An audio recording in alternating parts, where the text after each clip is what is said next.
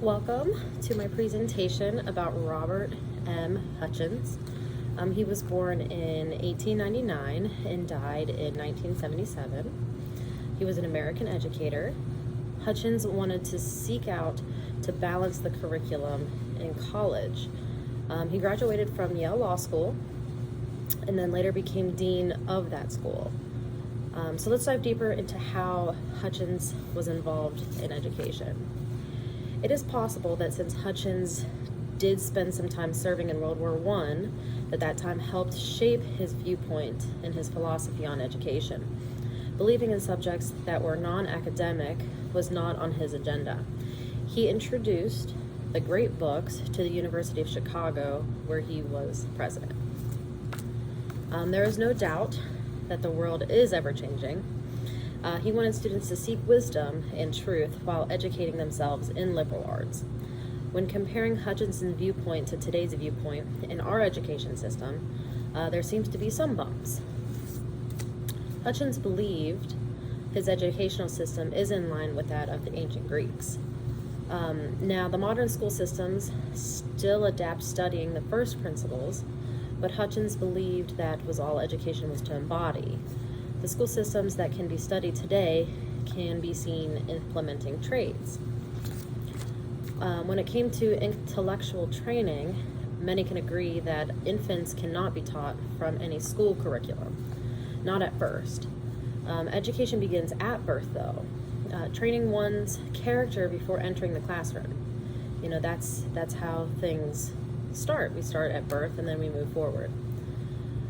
Faith also falls under this category.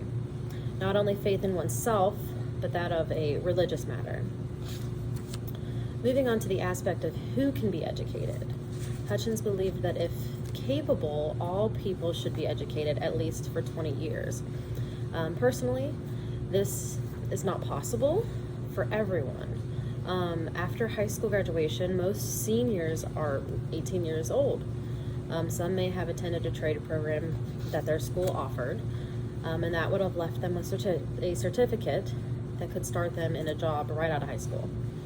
So this would leave Hutchins without his couple last years of college that he wanted, students to have. So let's throw in the differences in how people learn. Some people are verbal learners, others are visual. Hutchins couldn't change the way people were viewed, but wanted to find common ground with the attitude towards that. So when thinking of retention, he thought that content wasn't the issue, but how that content was conveyed across to the student.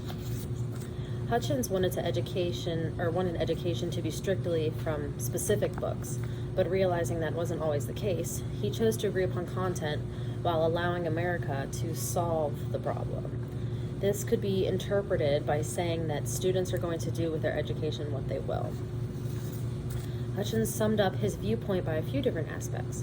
First, assuming that everyone has a mind and then that mind needs to be trained first. So without a trained mind, the less the income, the less of an impact the individual is going to have on their community.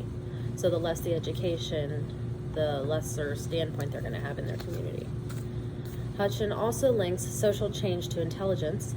Without social change, his philosophy couldn't contribute to intelligence.